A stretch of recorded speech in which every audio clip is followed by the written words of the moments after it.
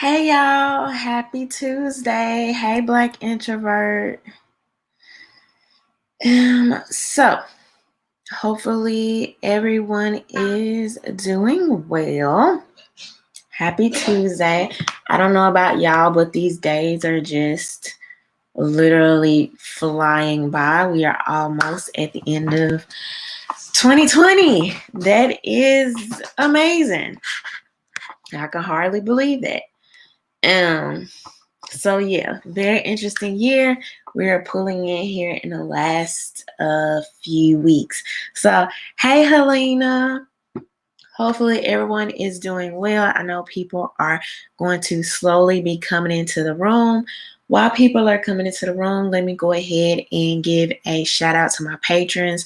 Thank you so much for supporting my content. Special shout out to my VIP patrons, Michael, Ray, Alexander, and Daniel. Thank you all so much. If you would like to purchase one of these little cutesy hey y'all mugs, those are available in my link below, as well as teas that I have in my link below as well. Hey Bruce, hey Little Rock, hey Project 704. Thank you. Happy Thanksgiving to you too. I'm like, oh yeah, that is this week. Yeah. So time is just passing, and sometimes these days are just blurring together. So, but all right, y'all. Hey, SE Dusty, Southeast Dusty. I guess he decided to shorten his name. Hey, Edward. So, hello to everyone coming in the room. So, all right, y'all. Tonight, we're mostly going to talk about these lockdowns and some of the new. Well, it's not really new, but it looks like they're going to keep pushing, right? They're going to keep pushing. This isn't slowing down. It doesn't look like it's going to slow down anytime soon. At this point, things seem almost like matrixed out. Like it's so weird. It's like it's like an alternate universe almost. But we're going to talk about that more. Before we get into tonight, I did want to mention this. So it looks like Obama is going to be on a Breakfast Club tomorrow. And this is super interesting. We got a special guest in the building. Never heard of him. Never heard of him. You know what? I heard of y'all.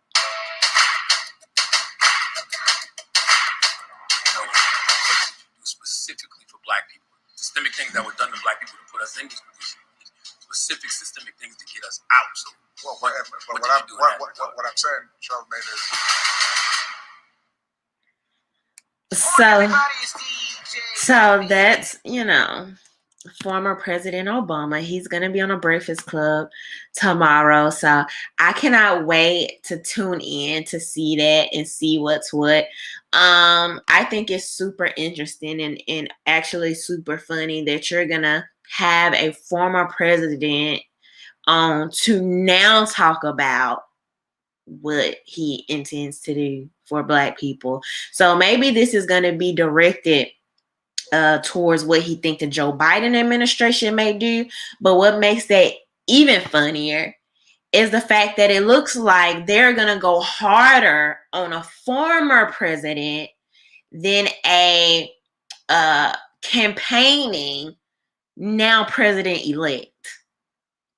I'm like, in what world, in what sense does that, in what world does that even make sense? And if we know anything about Joe Biden, for the people that paid a little bit more attention, while Joe Biden was on the campaign trail, you could see that it appears that he may have been dealing with some cognitive issues, right?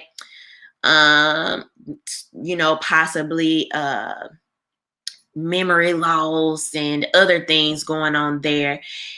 And it appears, because you never know, the media does what they do. So of course they're going to try to pick the most interesting clip to make us watch. But even something like that, they're trying to make it look like they're going to go in and ask him the tough questions, So we'll see. We'll see what happens. I used to be a fan of Charlemagne, back in the day. Well, I won't say fan. I won't go as far as to say I was just some huge fan. But I will say I believe he was more interesting before he was what I jokingly say sometimes is neutered, right? And that often happens when you have a media personality, a celebrity, particularly a Black man. And it's funny because I'm going to do another video about this tomorrow to show proof of even more what I'm saying tonight. But particularly when you have a Black man that goes, outside the line of the mainstream media narrative and what's allowed, because we know these people have sponsors. A lot of times their sponsors also sponsor and lobby for these politicians and things like that. And if you go outside of the line, the parameters that are there placed for you, and then you get hit by the mob, council culture comes for you. And y'all know how it goes, right? Like they'll get rid of you. So you have to stay in a box. You have to stay in the parameters that are allowed for you to be able to continue to speak on these platforms. And if you kind of pay attention to Charlemagne over the years, you can see how his personality has kind of shrunk. I mean, it's true. It's true. Let's be real. So,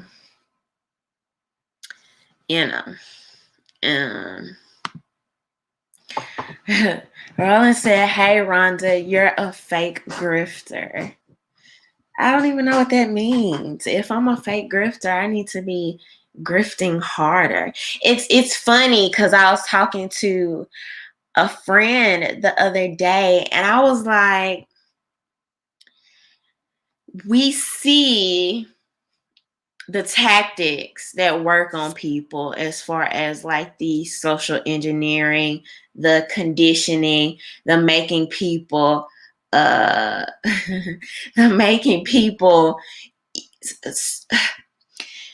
way the y'all, this is what really blew my mind this year. The way you have people that will defend people in the TV screen that you never met a freaking day in your life. It could be these politicians, these celebrities, to the point of losing friendships, losing connections with family, people that you know firsthand, that you know how they move, their actual values, their principles, the things they stand for in real life. And some of y'all will slight them to defend the same people you swear have been oppressing you. That is like mind blowing to me. I'm sorry I went off on a little tangent there, but Roland, that just brought that just brought something to my mind. So thank you for the $5. You're welcome to leave. Other than that, at any point, why would you, if you think somebody's a grifter, give them money? That makes so much sense. But people do it every day, right? So that kind of goes into what I'm talking about. But anyway. So we're going to keep it moving so I don't go off on a tangent. All right, y'all. So Obama's going to be on there. I'm going to check that out. If something interesting happens, we're going to be doing content about that tomorrow. I'm also going to show you how your mainstream media, once again, when you go away from the talking points, they're going to cut you off. They're going to censor you and everything else. Be looking for that video tomorrow as well. So let's go ahead and jump into this and talk about how these second wave of lockdowns that are going to happen, that are coming up, that are already getting ready to happen just in time for Thanksgiving, and some of you are going to be spending Thanksgiving with your families and things like this, right? So first of all, let's talk about the two vaccines that are closest to coming out on the market right now. One is by Pfizer and the other is by Moderna. I think that's the name of it. Both of these are about 94 to 95% effective, right? So even just looking at the numbers, when we've been looking at these numbers over time, 94 to 95% effective for a virus that 99.9997% people will recover from. Majority of those people are asymptomatic or have the very mild symptoms. Okay. And so these are the things, the not as polarizing, not as fun, actual number things that the media doesn't like to focus on because, of course, the hysteria, the hype, and then the hysteria and the hype also feeds certain people's pockets, right? When you have these lobbyists or you have certain companies like you have Uber and Lyft, who just recently, if y'all didn't know this, just recently got like a 8 million, no, it actually might even be more than that, contract with the government for employees' ride shares, right?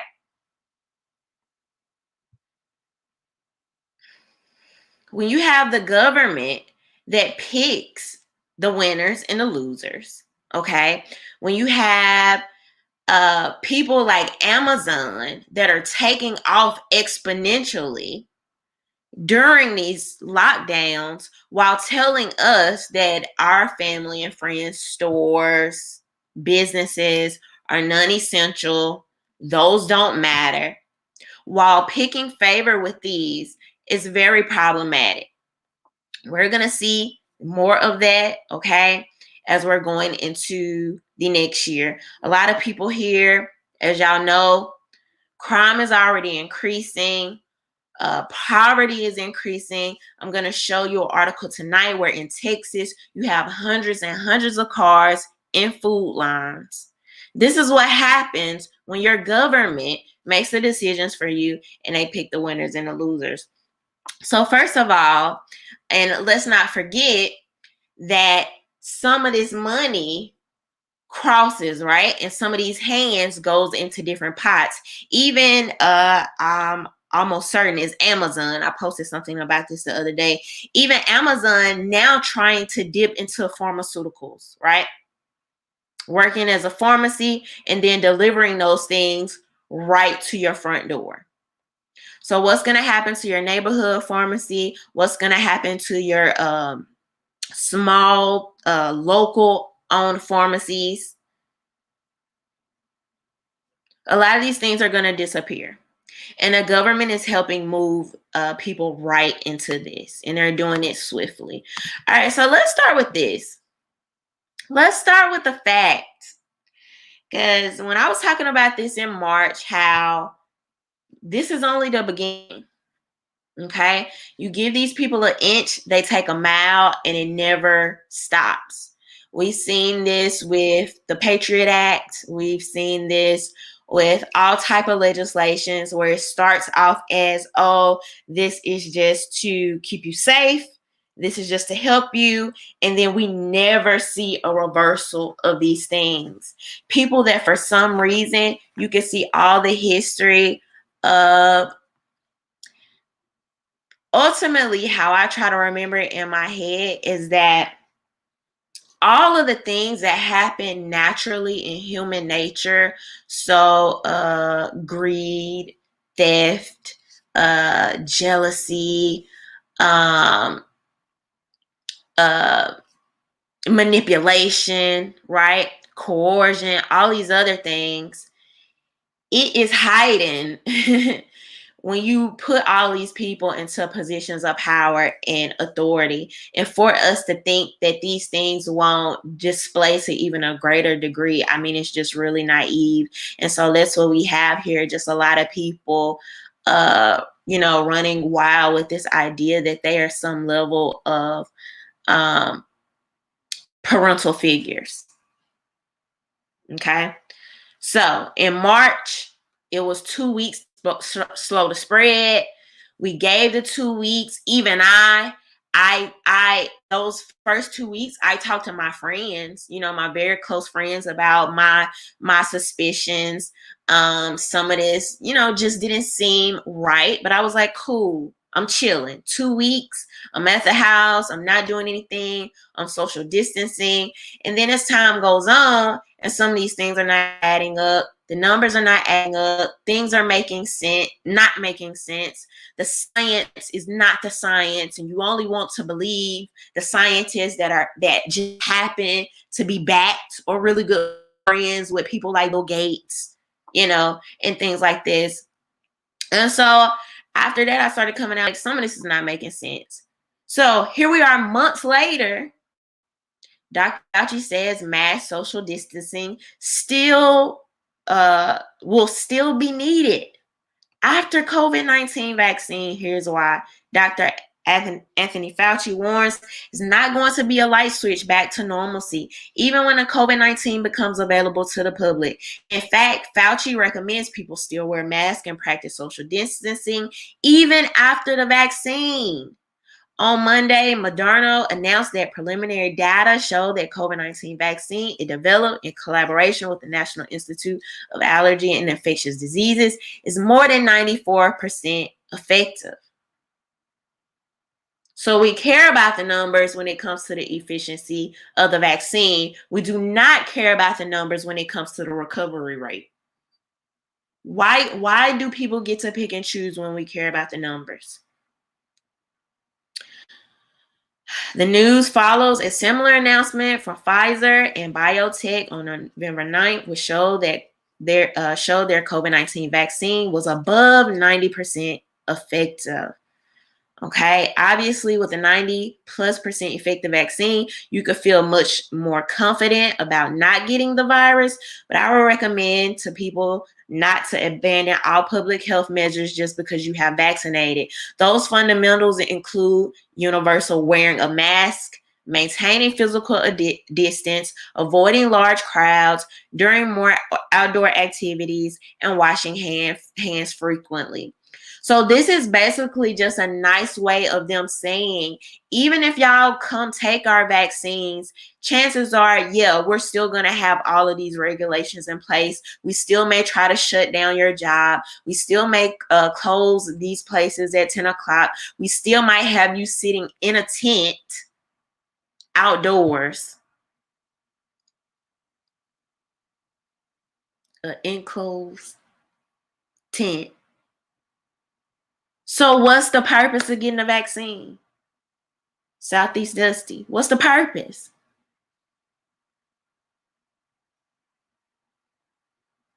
Even at those success rates, about 5 to 10% of people immunized may still get the virus. So let me get this straight.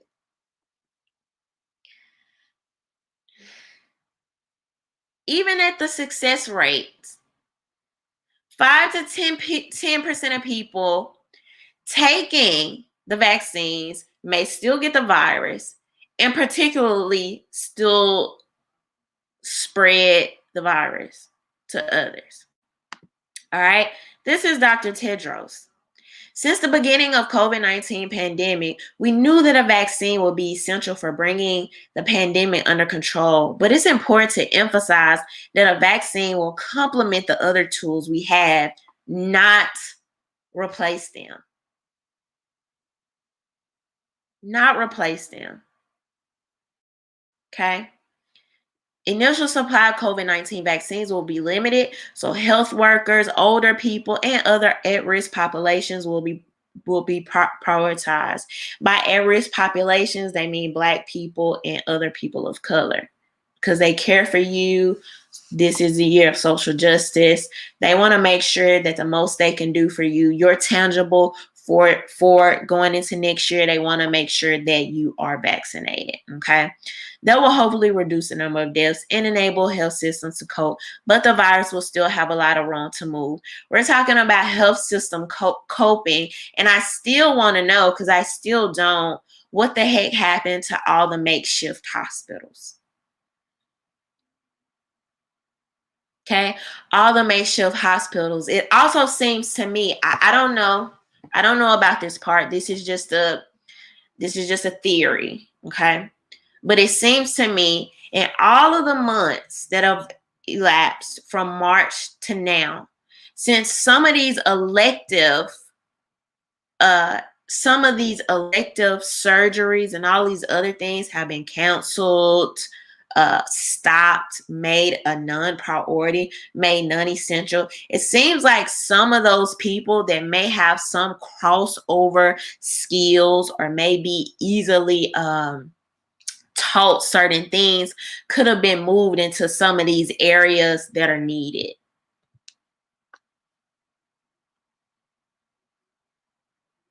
I haven't seen that happen or being attempted on a wide scale. So as far as the public goes,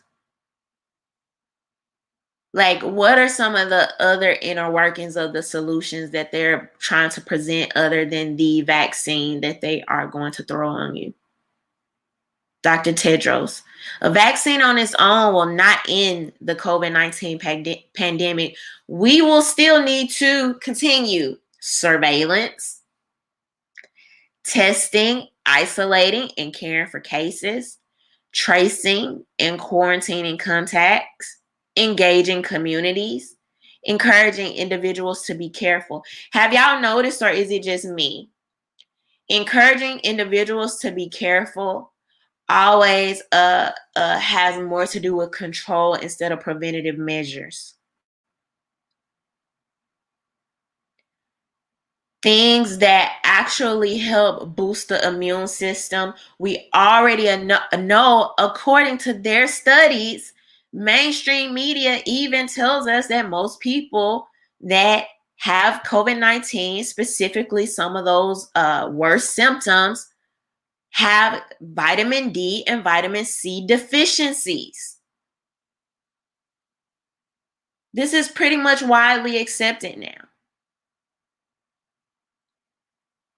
Are there any, if you really care about encouraging individuals to be careful, what are the preventative measures? Or is there a overwhelming effort to make sure that some way, somehow, people have to subscribe to this medical system, whether that be through you're trying to put them on I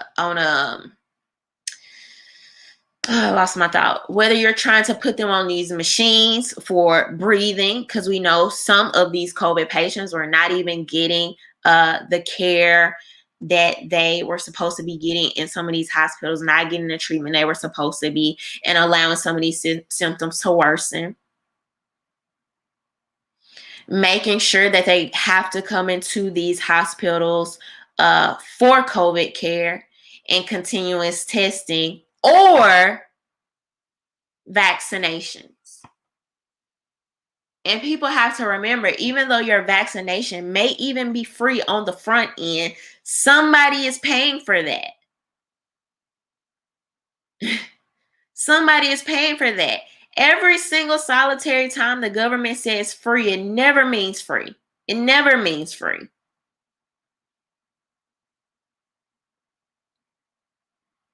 Somebody's paying for that.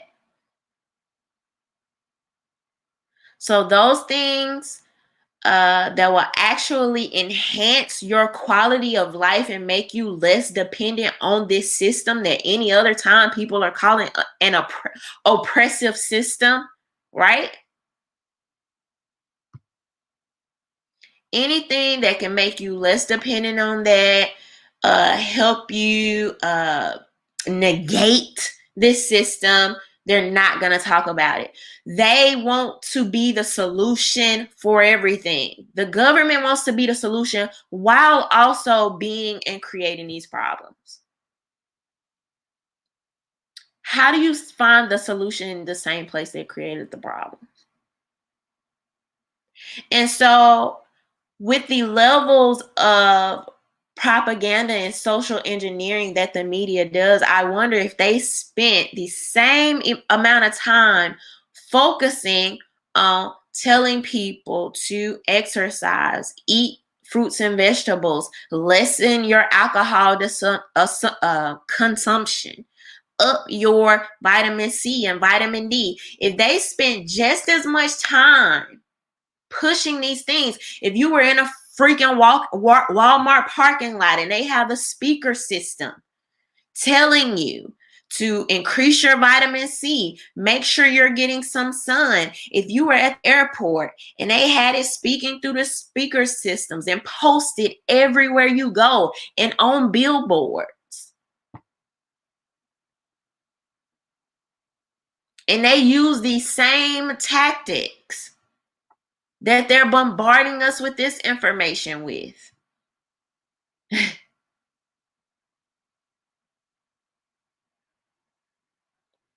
What difference do you think you would see? It's a cycle of perpetual problems. These people are not interested in fixing the problems. They're not. Some of these conversations, even the political conversations that we have every 4 years, not only were they the ones making the problems, but they have no interest in fixing these things. None whatsoever.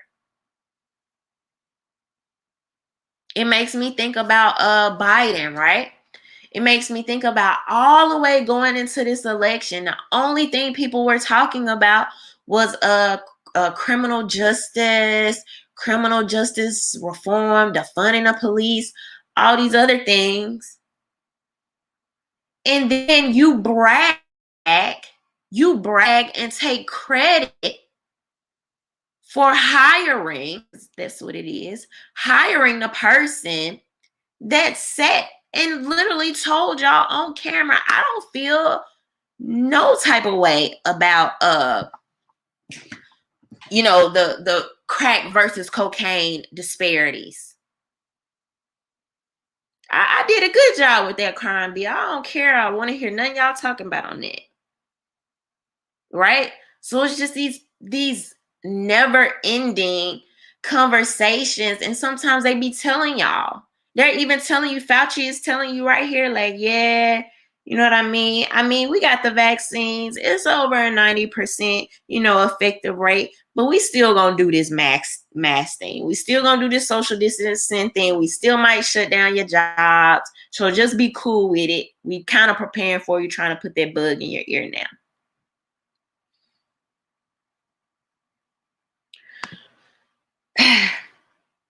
And so you already had the doctors warning you about the side effects.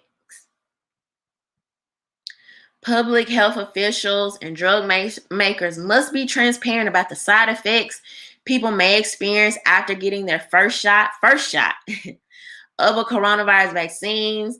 Doctors urged during a meeting Monday with CDC advisors as states prepare to distribute doses as early as next month. Dr. Sandra of the American Medical Association noted that both Pfizer's and Moderna's COVID-19 vaccines require 2 doses at varying intervals. As a practicing physician, she worries whether her patients will come back for a second dose because of the potentially unpleasant side effects that may experience after this first shot. So that's one thing to think about, right? Like even the downfall of getting people to come back for these second doses. They even talk about this in when you do sales pitch and stuff like that. If you've ever done sales, you always try to get people to buy up front, because getting people to come to something a second time, see something a second time, every single time your chance decreases of getting their attention or getting them back. They even do this with the media, right? The media will run with a story that they know it could be clickbait, it could be lies, it could be whatever. They'll run with that story knowing that people are going to click on the first story, and the chances of them coming back for the truth or what happens on the back end decreases.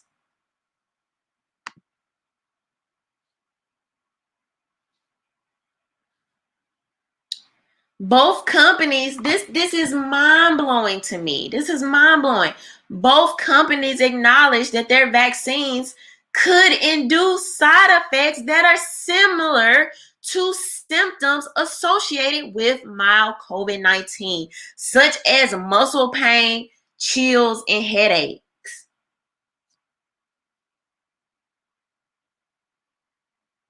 Like, y'all, my mind is like melting right now. They are, okay, let's just look at this from a very just common sense, basic perspective. The companies are acknowledging that the vaccines will induce similar symptoms to COVID-19, right? Those symptoms, muscle pain, chills, and headaches. The vaccine is only 90 to 95% effective.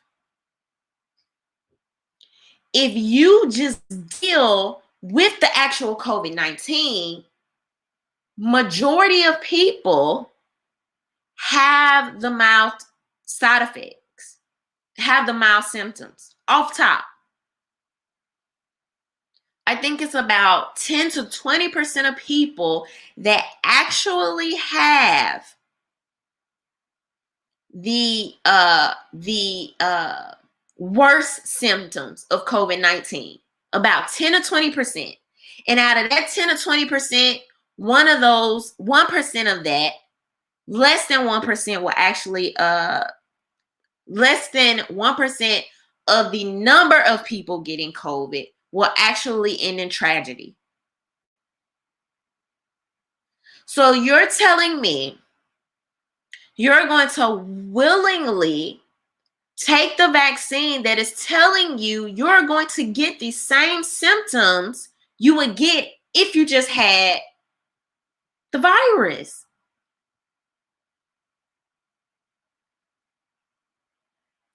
I don't understand how that makes sense. I just don't. For the life of me, I don't understand why that makes sense. Somebody asked me in my comments the other day. They said, well, why wouldn't you just take the vaccine? I don't see doctors trying to kill people or massively kill people with this vaccine, right? Well, they didn't even say massively. They said, I don't see doctors trying to kill people with this vaccine. First of all, right? If we're looking at history in America, particularly with Black Americans and their distrust for medical practitioners, particularly when it comes to things like vaccinations, and we have things like the history of Tuskegee experiments and studies by scientists, or these beliefs that, you know, Black people didn't deal with pain or didn't feel pain in the ways of others. And even now we see with the mothers, you know, birthing, childbirth and things like this, and having some of these mothers not making it out because they're not being listened to and heard and things like this. First of all, that's just one angle of it. That doesn't even get that, and that's just history. That doesn't even get into the facts and the data and all the things that we're looking at right now that are right in front of our eyes. So a person like me, my demographic, so first of all, I've already had friends that have dealt with this virus, very mild symptoms, extremely mild symptoms, got over it in just days. To turn around and want to take the virus to deal with the same thing that you just got over and you dealt with, like a cold or a flu, absolutely makes no sense.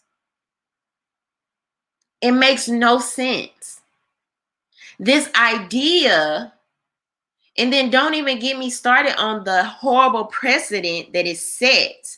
This very idea that the government owns our bodies and can mandate anything to be injected into our veins, what makes people think that's okay? At what point?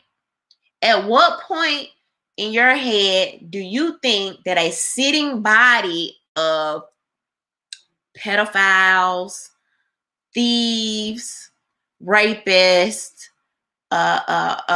racist, manipulators, all of these things, all of these different things going on with politicians, the people funding them, the people lining their pockets.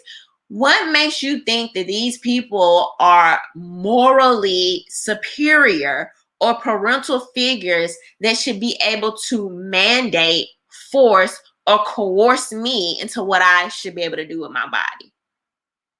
At no point does that make sense to me, particularly for a young, healthy adult. Based on the numbers, that makes no sense to me. Now, I believe in freedom, right? If you want to go to the doctor, if you trust your doctor, if you trust these politicians, if you feel compelled and convicted to allow them to inject you with whatever they're injecting you with, by all means, you have to be accountable for those decisions that you're making. And even likewise, right? It's the same for me. And so whatever comes out of me rejecting that, I have to be responsible. And I talked about this weeks ago with his name is not coming to my head right now, but you had the politician that passed away after getting COVID by going to one of Trump's campaigns, right? Even that, I talked about that. People have to make the decisions that are best for their life and move accordingly. And you're going to have to answer for those decisions, but don't force your personal decisions on me. Don't do that. Don't force your personal decisions on me and my family. I would never tell people to not wear a mask. Don't wash your hands. Don't social distance. If you want to sit 10 feet across the room from other people, by all means do so. But when I just look at the numbers and you're sitting here telling me and you're being honest about the fact that, like, yeah, we're going to inject you with this. Not only do you still have to wear your mask, not only do you still have to social distance, but you're literally still going to get the same freaking symptoms. That's what they're sitting here telling you. Bruce said part of the Great Reset and the government is covering the vaccine 100%, guaranteeing and directly putting the money in the pockets of big pharma. And that's one of the crazier things is that where are all the anti-capitalist people? Where are all the anti-capitalists, eat the rich, I'm so progressive? Where are y'all on the way that big pharma's pockets are about to be lined? Where are y'all on the fact that the government is picking the winners and the losers by telling you that Amazon and Walmart are essential, while the people that actually live in your neighborhoods, their children go to school with your children, and they directly fund the things going on in your community, telling you that they are non-essential? I just be looking for the consistency.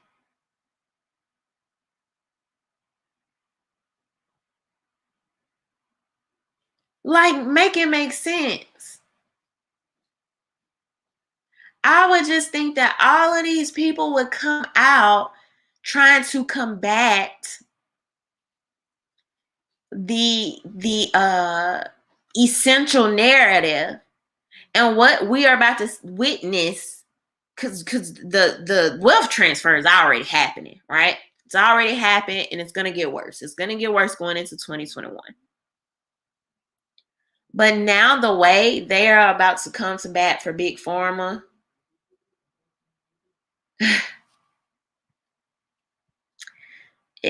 it's a sight to hold. And you would think that people will be louder about this, but the narratives are never consistent. When I say I don't want the government picking the winners and the losers, I'm consistent about that. I mean that. And a part of this is, it just is what it is. This is why you have socialists being created every single day, right here, when you have a government that continues to pick the winners and the losers. They create the problem and then say they can fix the problem. And even people that don't want to be a part of the problem, when you're losing everything you have, being forced into a losing position. And then even me saying that, forced into a losing position, I have to challenge myself, because then we have to ask ourselves, where does civil disobedience come in too, right? And we're going to talk about that a little bit going into the end of this. Thank you, Bruce. But let's keep moving. All right. So you already have Minnesota coming out with these strict bans on social gatherings. Under this order, all social gatherings, this is in Minnesota, all social gatherings with people outside of those you live with are prohibited. It doesn't matter if they are spontaneous or planned, outdoors, or can accommodate social distancing. They don't even freaking care. You could be, hey, friend, 10 feet apart, have your mask on, public or private. It could be a leisure activity or at your house. For the next 4 weeks, they aren't allowed. Who told these people they are our daddies? The state is restricting these get-togethers a week after Governor Walz asked Minnesotans to limit social gatherings to no more than 10 people from 3 different households, with health officials saying they believe many of the current outbreaks are fueled in part by informal gatherings of friends and family. So, what are some of the consequences of this? Those who host or plan gatherings, spontaneous or not, could be subject to enforcement action by city, county, and or state authorities. Executive Order 2099 states those who willfully violate those orders could face a $1,000 fine and up to 90 days in jail. $1,000 fine and up to 90 days in jail. So when it comes like this, like to this, the criminal justice people are nowhere to be found. Once again, progressiveness has no consistency.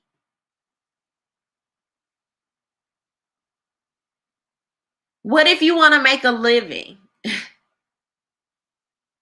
What if you just want to feed your family? What if you need to get out of the house because we already know that depression is going through the freaking roof right now? Suicide attempts are going through the roof right now. You have doctors saying they're seeing more suicidal people right now than actual COVID patients. And then we're going to talk about this more. They're already social engineering you, calling it a dark winter as it's coming up. They're already trying to psychologically prepare you for all of the bad things that are going to happen this winter, including suicide numbers going up and crime rates going up.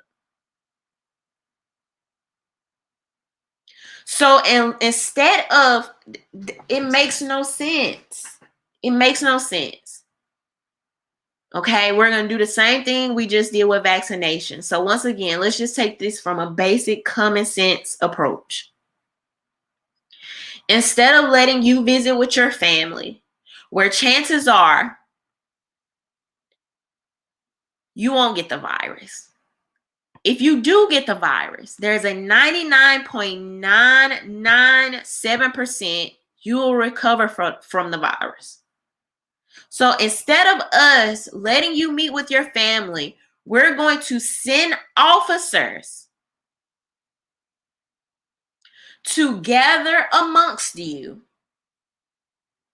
to endanger themselves, to put you in a confined space, because now we have to get you back to the precinct if we're going to put you in jail. We're going to put you in jail for 90 days in a prison that is less clean than the establishment you were probably just at. Most likely to have less warm water. You can take less showers. Your food and other things are probably being prepared with less caution. And we're going to throw you into a cage amongst other people. That's our solution. Or we're going to fine you, knowing that 8 million new Americans have just recently went into poverty. This is the solution.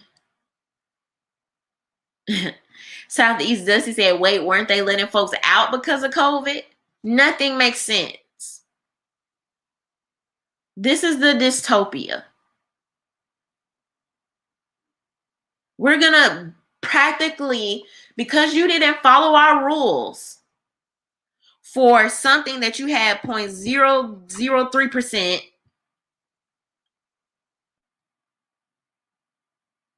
chance of dying from, because you didn't follow our rules, we're basically going to pick you up and throw you in a freaking incubator of germs.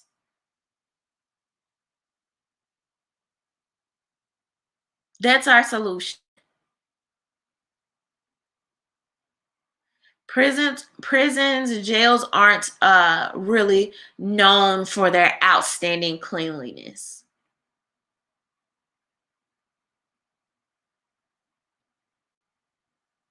And of course, this isn't just happening with Democratic governors and mayors, right? This is according to the Blaze. Republican mayor governor says has a constitutional right, says no one has a constitutional right to walk around without a mask. Republican Mayor Governor Larry Hogan said during a media briefing about the coronavirus that no one had the constitutional right to walk around without the mask. The dubious claim was made by Hogan while he announced further coronavirus pandemic restrictions on Monday. It's sort of like saying I have a constitutional right to drive drunk. I have a constitutional right not to wear a seatbelt or to yell fire in a crowded movie theater or not to follow the speed limit. We're talking about 250,000 people dying already, more than the Korean War, the Gulf War, and the Vietnam War. This is another emotional thing that they always do. When they're trying to manipulate you, they try to include numbers of war. Y'all don't freaking care about wars. Y'all don't want to pull the troops out in these unending wars now. You don't give a crap about these wars. This is another emotional manipulative tactic that they often use. Which part don't you understand? He asked rhetorically. There's no constitutional right to walk around without a mask. So don't even get me started on how some of these are nothing but state revenue generators anyway, right? But people that think about like this and that will try to make these parallels, my biggest problem, and I mentioned this earlier on, is that where is the line drawn? Where's the line drawn? If your government can force you into what you wear on your face, if your government can literally, there's no reason we should be having talks about mandated vaccination.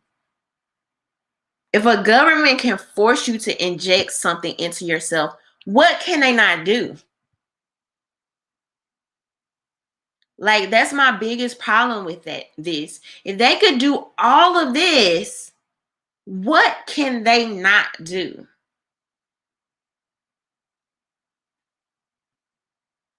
So right before Thanksgiving, here you have your Pennsylvania governor halting alcohol sales day before Thanksgiving. Pennsylvania Governor Tom Wolf announced on Monday new COVID-19 safety measures that include halting alcohol sales the day before Thanksgiving. Wolf said bars and restaurants should stop selling alcohol starting at 5 p.m. Wednesday until 8 a.m. Thursday. He added Thanksgiving is the biggest day of drinking and hopes the mandate could help slow the spread of the virus. Wolf also said he wanted to avoid another state lockdown and encourage people to stay at their own homes for the holidays. So you can go to the restaurant where you're more likely to spend more money. You're going to support these corporations. But when it comes to your family, try to stay home. No big gatherings. I haven't seen anything mentioned about cutting the alcohol off the day of or before Black Friday because we don't want to spread the virus. We don't want people packing up the malls. We don't want people overspending.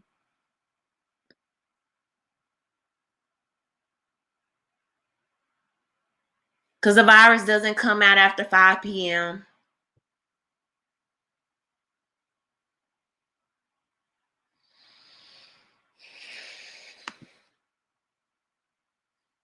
And so it begins with your airlines. This is according to the Washington Examiner. Airline CEO says passengers will likely be required to vaccinate against coronavirus before international flights. The CEO of Qantas Airlines said passengers on its international flights will be likely required to vaccinate against the coronavirus in the future. We are looking at changing our terms and conditions to say for international travels that we will ask people to have the vaccination before they get on the aircraft. Qantas is Australia's largest airline. Australia, the place where they recently like took their guns and stuff, wasn't that Australia? Joyce added that the company is looking at different options on how to confirm people have been vaccinated.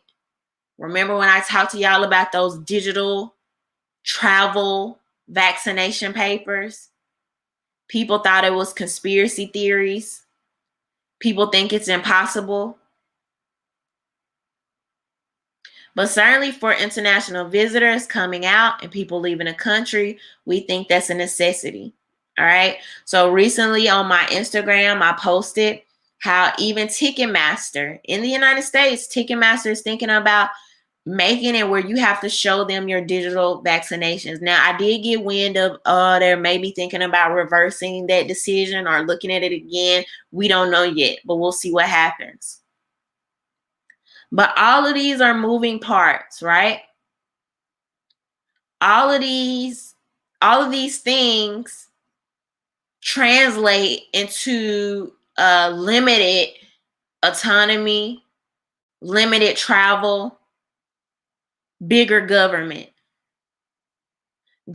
making more decisions. Some people have very short-term thinking. To even sit there and ask me, why are you against the vaccine? I don't think, doctors just out here trying to kill people. First of all, I've never stated that. Since we are talking about killing people, I will mention the fact that people practically were running Bill Gates out of Africa because some of the horrendous things that his vaccinations were doing to the people in Africa. If you don't know about that, take a look into it. And I've talked about this before. Okay. So there absolutely is a percentage of people that will die and have adverse side effects from these vaccinations. But even beyond that, once again, where is the line? Where is the line?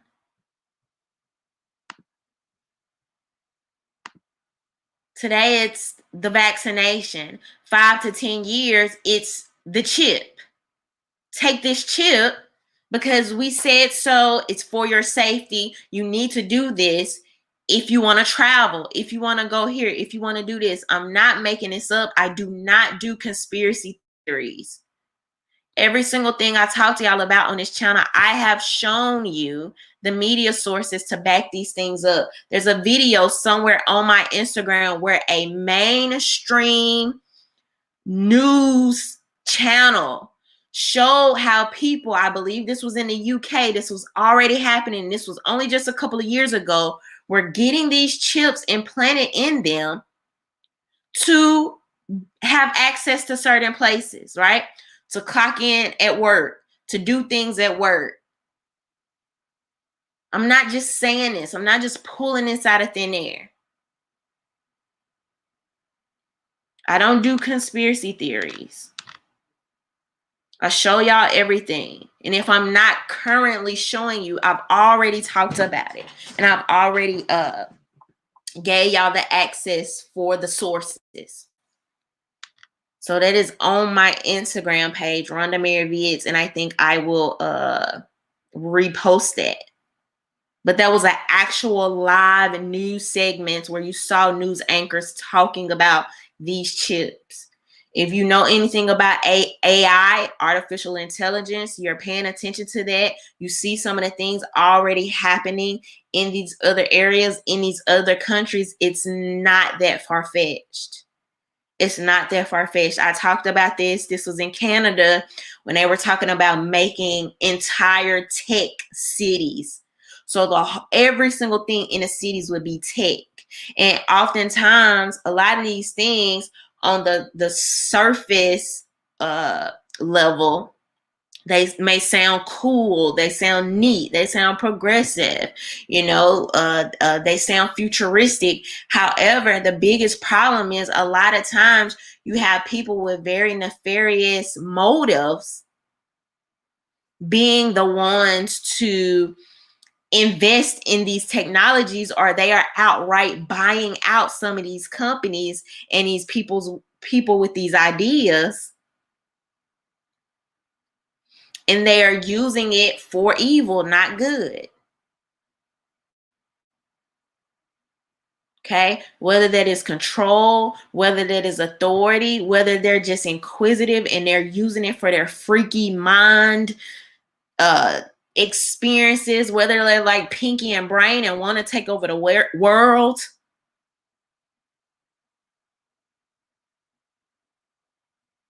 When you put a certain level of curiosity and money together, and these people don't have any sense of moral compass, and you have enough money to buy out whoever you want and do whatever you want, it's a recipe for disaster. When we look at people like Bill Gates, once again, I've done the content on this. Go back and watch an older video. I've done the content, showed the research where Bill Gates is actually linking with, it's one of the top colleges. It's one of the top universities in the country. I'm going to think of it in a second. He's linking with that university to fund projects to block out the sun. Why you want to play with the sun? Like who just wants to do that? Who thinks about these things? It was put there for a reason. The sun is there for a reason. You didn't put it there. Don't mess with it. That's how I think. But you know, that's just how I think in general. When these people be like, they want to take out, let us take out your tonsils. Let us remove this body part to make you healthier. Let us pull these teeth to do this and do that. I be thinking like it's there for a reason, right?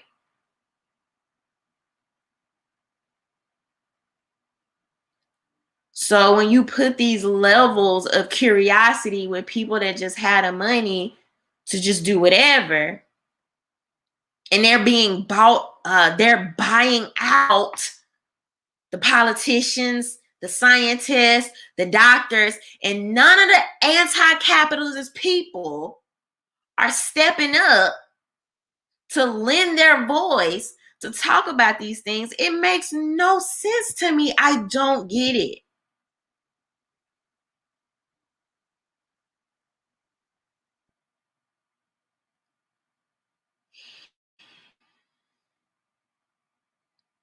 And so they're already social engineering you. They're already preparing you for this dark winter. You're gonna be hearing that now more from your politicians. You're gonna hear that. You're gonna see that. Just like the new normal, right? You remember everybody started saying that.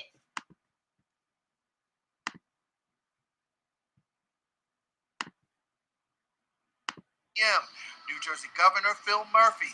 Unless we all recommit to the common sense measures that got us past the first horrendous months of this pandemic, we are in for a long, dark winter. And in the state of Illinois, Chicago Mayor Lori Lightfoot issued a 30-day advisory calling on residents of America's third largest city to stay at home and to cancel plans for Thanksgiving. We do not step up and do the things that we know actually work to protect ourselves, to protect our families. Do we know they work? Do we know they work? If they worked, why a second lockdown? If they didn't work, why a second lockdown? What is going to be different about this lockdown than the previous lockdown when people were more fearful? People were way more fearful. It was more unknown. People that just didn't know what we were dealing with. And then we didn't have more numbers, statistics, and solid research. So do we know these things work? I would love for somebody, either in the comments, if you want to DM me, email me, contact me some type of way, and because I'm genuinely curious, genuinely, because my mind doesn't even understand it. If the first lockdowns didn't work, what have they said? What have they done? They never even came back and told us if we flattened the curve or not. That narrative just kind of disappeared because it's not even about flattening the curve anymore. It's all about, oh, we could just do this whenever we want. We saw a spike in the numbers. Let's close it all down. So I'm genuinely interested in what is going to be different about this second go around compared to the first. And thank you, Bruce. Bruce said Bill Gates was working with Harvard University. These are things we need to know that they aren't telling us. But anyway, y'all hear the governor coming out there talking about the dark winter. Biden is charging ahead, promising a bold new strategy to fight the virus, but warning of a dark winter. Mary Bruce has the latest. Good morning, Mary. Good morning, Michael. Well, the president-elect is eager to show that he's ready to roll up his sleeves and navigate this crisis. He is urging Americans to put their political differences aside, to come together to tackle this common enemy and beat this pandemic. As the U.S. passes 10 million COVID cases, Joe Biden is welcoming the vaccine breakthrough, but warning there's still more work to be done. The challenge before us right now is still immense and growing. There's a need for bold action to fight this pandemic. We're still facing a very dark winter. After the president spent months down. Like, what does that mean? What does that mean? What does dark winter mean, and why is it becoming a new buzzword? This is no accident. People don't just talk like that.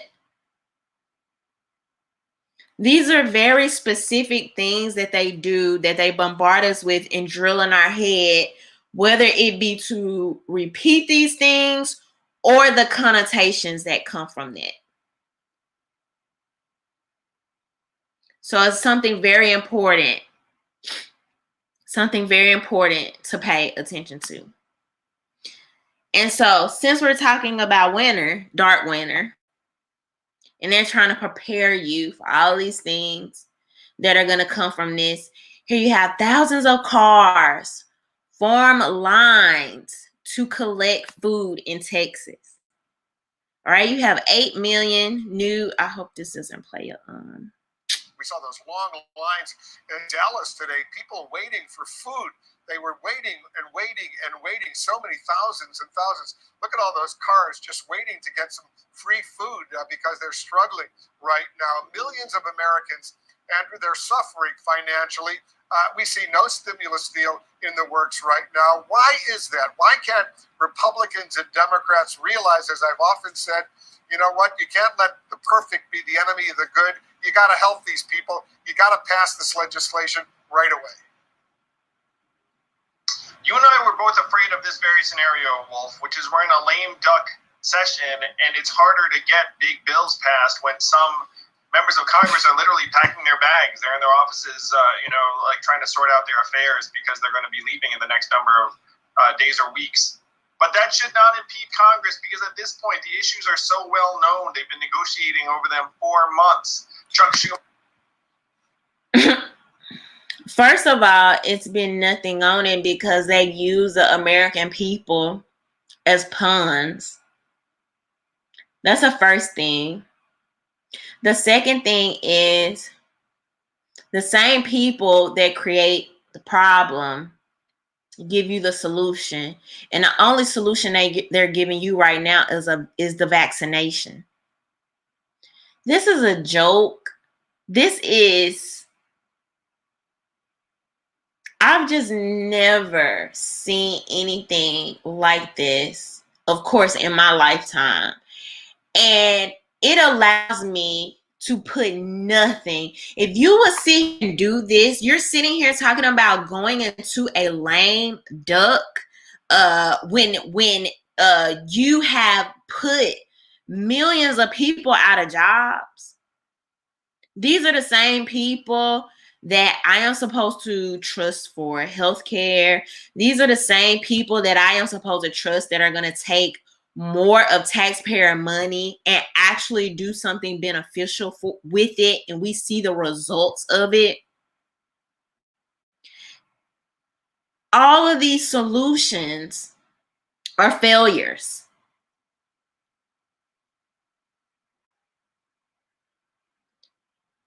And then the nerve, I actually saw people saying that these food lines are a product of capitalism.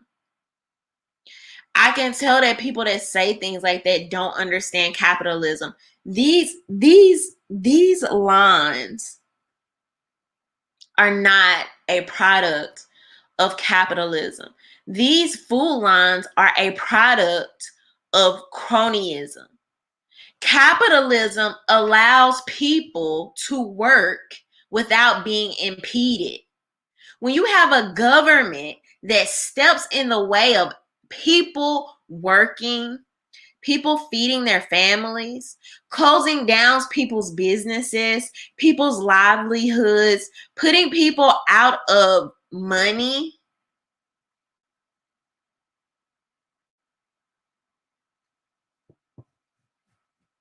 it's funny because the same media that has told people that this is capitalism won't even turn around and lend their voices to help low income and middle income people that say, hey, we need to be working.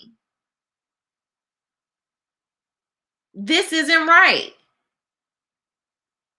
Even the anti-capitalist people aren't speaking against this in a way that allows people to feed their families.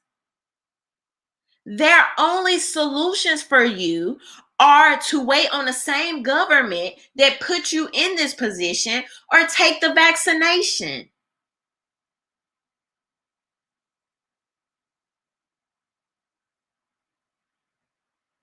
Capitalism is supposed to be private people making decisions and selling and working amongst each other. It's not when a government says, oh, we're going to shut down the little guys and we're going to make backdoor deals and help places like Amazon and Walmart. So they're lying. They're lying. If these people were really against, and I know it's a lie, but let's just even pretend with them for a second. If they were really against capitalism, they would say, y'all suck. Y'all aren't doing anything to help these people. Let these people work. Let these young, healthy people get back to work. Let's let our older population, if they wish, take the vaccination. Only if they wish. Continue to social distance. Let's keep them safe. Let's get them the help that they need. And let these young, healthy people that have a 99.999% chance, let me say it right, 99.997% chance to survive this, let's let them feed their families. Because we don't believe that Amazon are better than them. We don't believe that. We're consistent and we really don't believe it. We didn't believe it 5 years ago. We didn't believe it 2 years ago. We don't believe it today because of a virus with a 99.997% survival rate. Are you going to get that consistency from your activist media? No, you're not.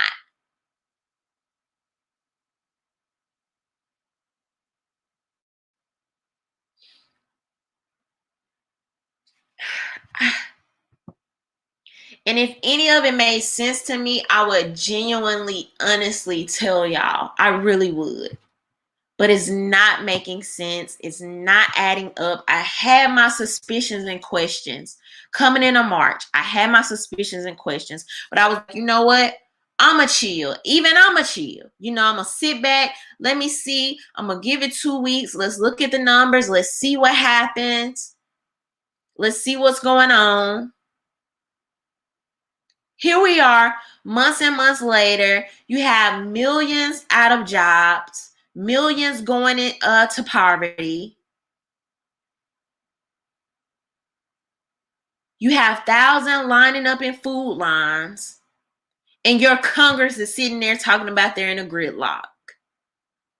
And you think these are the people that I'm going to listen to about taking a vaccine? The failures is in the numbers, it's in the statistics, and everything we see happening in front of us right now.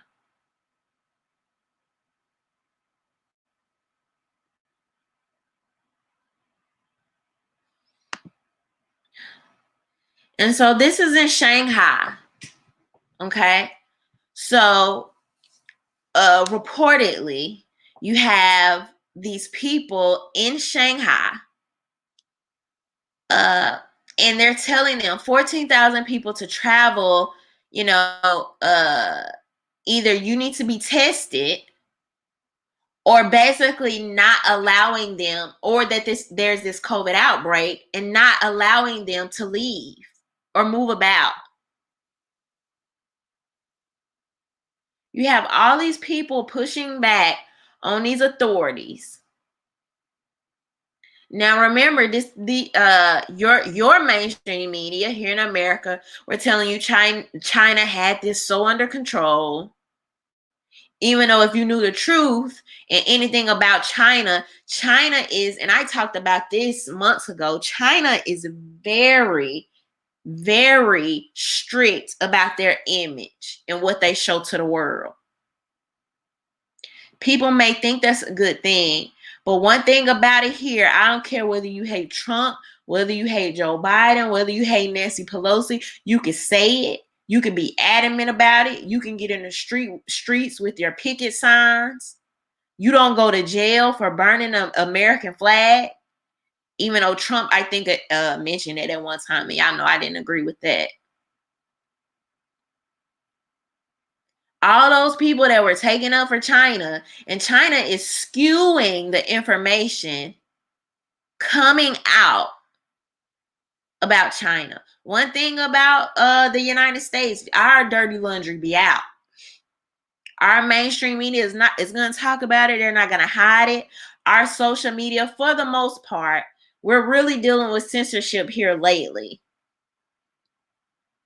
But for the most part, particularly when it comes to making America look bad, they have absolutely no problem trying to do that on a wide scale. But this is right here in China. You have all these people doing what? Trying to restrict movement.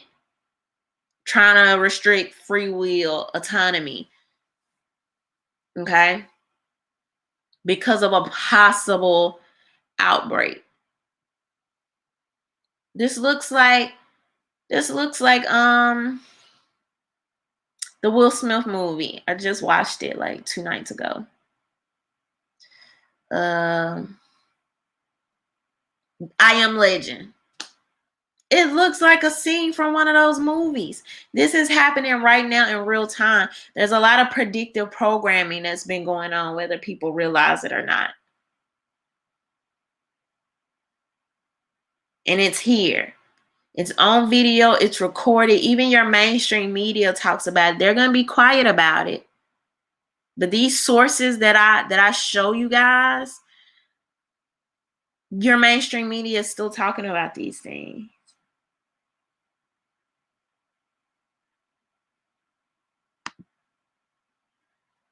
How do we combat these things? What are some of your solutions? So this is in Orange County. Orange County Sheriff, we won't respond to mask or social distance enforcement complaints. Following California Governor Gavin Newsom's reintroduction of stay-at-home orders, Orange County Sheriff Don Barnes announced his department would not be responding to requests for face coverings or social gathering only enforcement. Newsom tweeted Thursday that the state will re-implement some of its previous lockdown measures. Due to the rise in COVID-19 cases, California has issued a limited stay-at-home order. Non-essential workers and gatherings must stop from 10 p.m. to 5 a.m. in counties in the purple tier. This will take effect on 10 p.m. on Saturday and remain for 1 month. Due to the rise in COVID-19 cases, CA is issuing a limited stay-at-home order. Non-essential workers and gatherings must stop from 10 a.m. to 5 p.m. Together, we can flatten the curve. 2 hours later, Sheriff Barnes responded via a statement put out on Twitter saying that his department was currently assessing the action by the governor, but adding at this time, due to the need to have deputies available for emergency calls for services, deputies will not be responding to requests for face coverings or social gathering only enforcement. Don't hit our line with that BS. We have real important things to worry about. Actual crime. Okay? I think we talked about this last week or the week before. Crime and robbery is going up. Homicides are going up. I posted a video on my Instagram page today. If you're not following me, you should be. RhondaMary Vids. I posted a video today. A family was trying to enter their home. A gunman walked up on them quickly, and by the man of the home having a firearm, he was basically able to protect his family's life. Okay? But there are people kicking in doors. Robberies are going up. People are hungry. And I don't even mean that in a figurative sense. Literal as well. Literal. Thousands of cars form lines to collect food in Texas.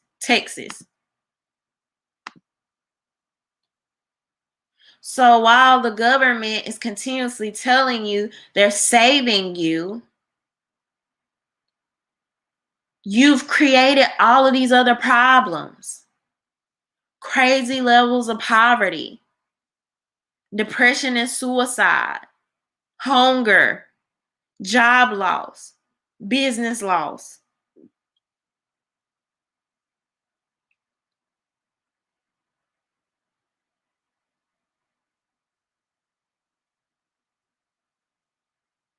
So when I talk about these things, when I talk about the numbers, when I talk about the actual things happening, and they're telling you these things in the media,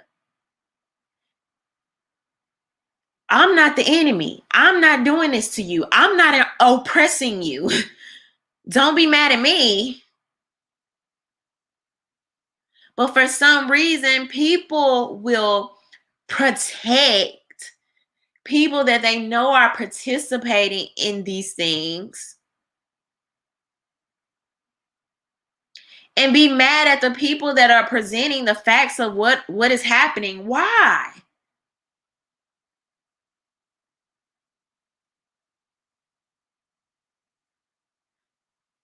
Now, what's going on in Orange County is probably an outlier of officials who are saying, like, we're not, like, don't hit our line for that BS. We're not showing up. We have other things. We need to be out here trying to find murderers and rapists, human traffickers, people that are committing violent crimes. They're most likely an outlier, because for every one of those, you probably have 100 police departments that are going to escalate things because people didn't wear a mask. And this is why I always ask people, before you even make that call to the police, you always have to ask you, as a man that you do not know, showing up with a gun on his hip, is it worth it?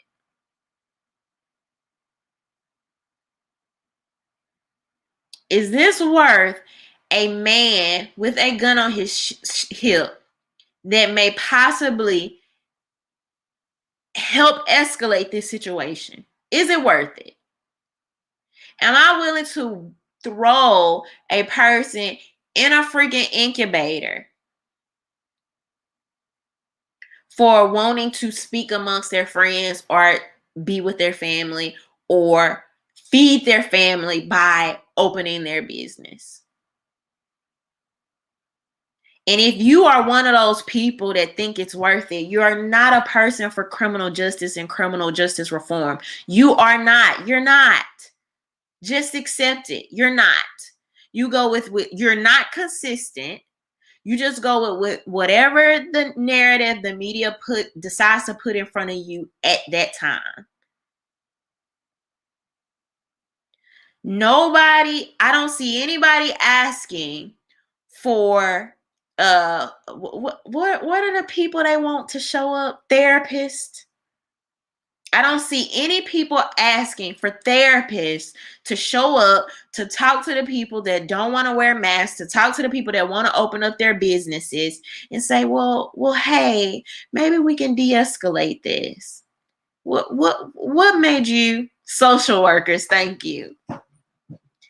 I don't see y'all asking for social workers in any of these cases. It's just a narrative that's being run along with, that these people are selfish. They only care about themselves. What if they believe, based on every single thing we see happening right now, that the government does not give a crap and you cannot depend on them? Some people are consistent in those beliefs. I am one of those people. They fail the citizens way more than they ever help.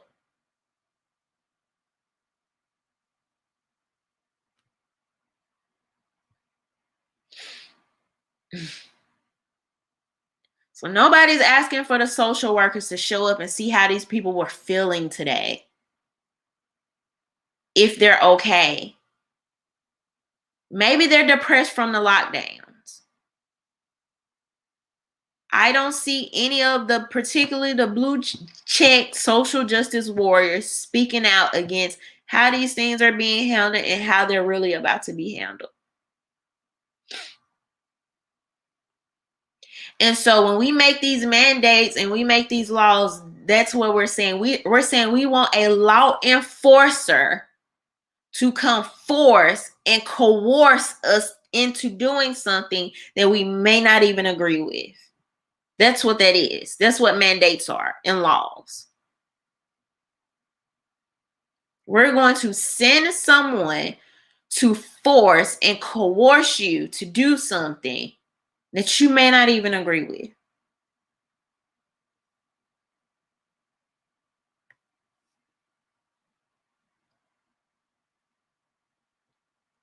And I see also talking about this consistency thing. I see you have people posting these videos talking about the cops are doing all of this over a mask. Keep that same energy. They've done all of that over cigarettes, loose cigarettes.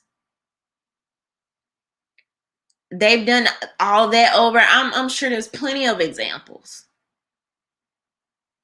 I'm the authority. You need to listen to me. Saying, well, these aren't moral. These aren't just laws. We have a lot of immoral laws on the books. Way too many overreaching things on the books. You keep that same energy too. Either it's going to be comply, thin blue line, do what they say, or we're going to realize that these people, whether you want to admit it or not, are the hitman of the politicians. That's what they do. They're there to enforce what the politicians are saying. And so they have to be held just as accountable. And yes, we can hold them accountable for upholding unconstitutional laws.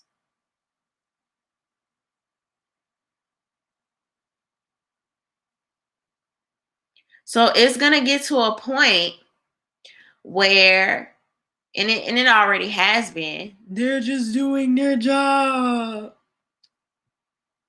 At what point does your job become immoral, wrong? Especially when it doesn't even uphold the supreme law of the land, depending on what we're talking about.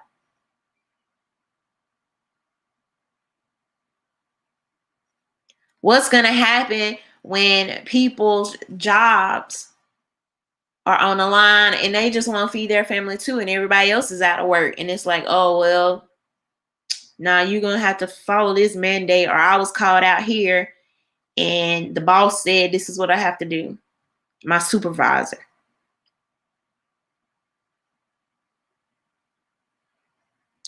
So I just feel like if a lot of people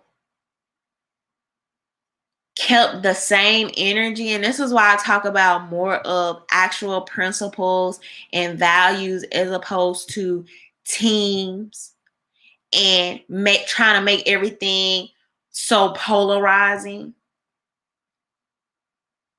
I don't care if it's a freaking Republican in office. I don't care if it's a Democrat in office. I don't care if it's 5 years ago. I don't care if it's today. I never want a government that is picking the winners and the losers.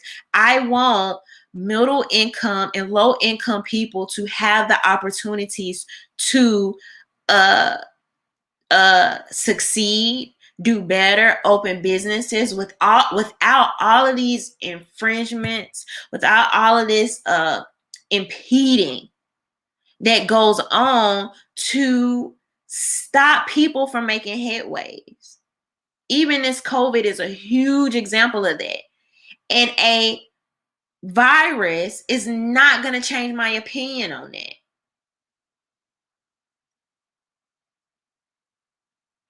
This upcoming administration is not going to change my opinion on that. What the media is or is not talking about is not going to change my opinion on that. What people are hashtagging or what's cool or not is not going to change my opinion on that. That is something that I stand on.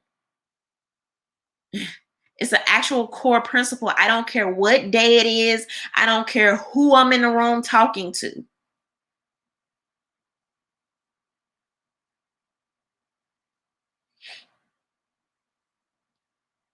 And so if you would actually have people that would be consistent, I think a lot of these issues could be negated. That's just me.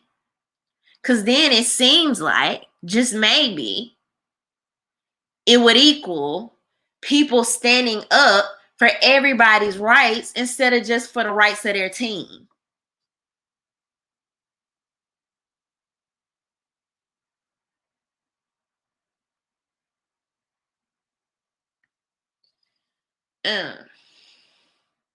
But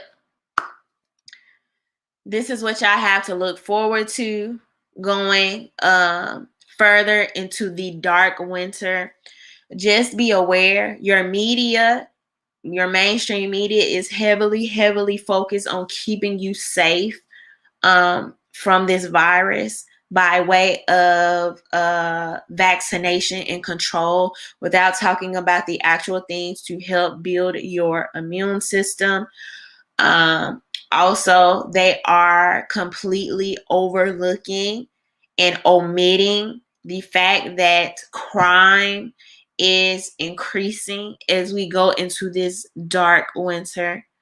Crime is increasing, poverty is increasing, suicide is increasing. So make sure you're checking on your family members. Please, so I know some of y'all are not going to gather, or your gatherings may be smaller. Please call and check up on people. Make sure they're okay. You are already being pushed to not meet with your family. We know that actual human touch, okay?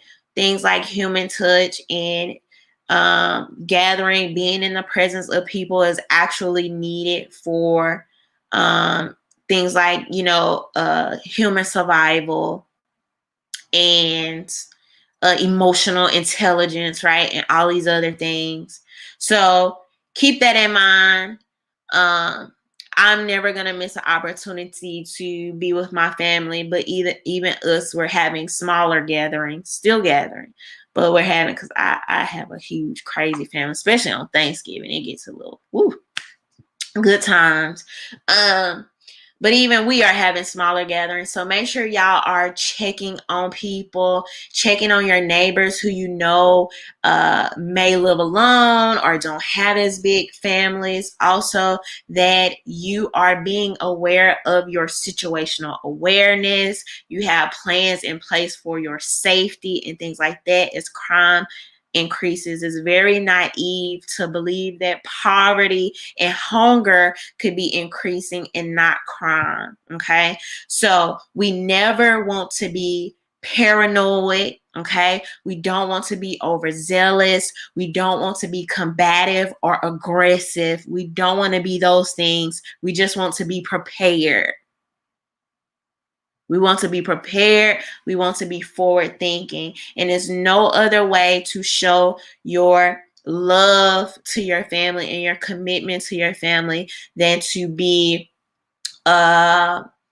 responsible and want to preserve the life and the safety of you and your family. Okay, so it's absolutely nothing wrong with that. But we don't live in a constant state of fear. We don't live in a constant state of paranoia. We're just prepared. And don't let anybody make you think that it's anything wrong with that, because we live in reality, and unicorns and rainbows and fields of lilies are beautiful, right? And the idea of utopia. However, in reality, it is just not our current reality. And so we always want to make sure that we are putting ourselves in the most safe situation that we can.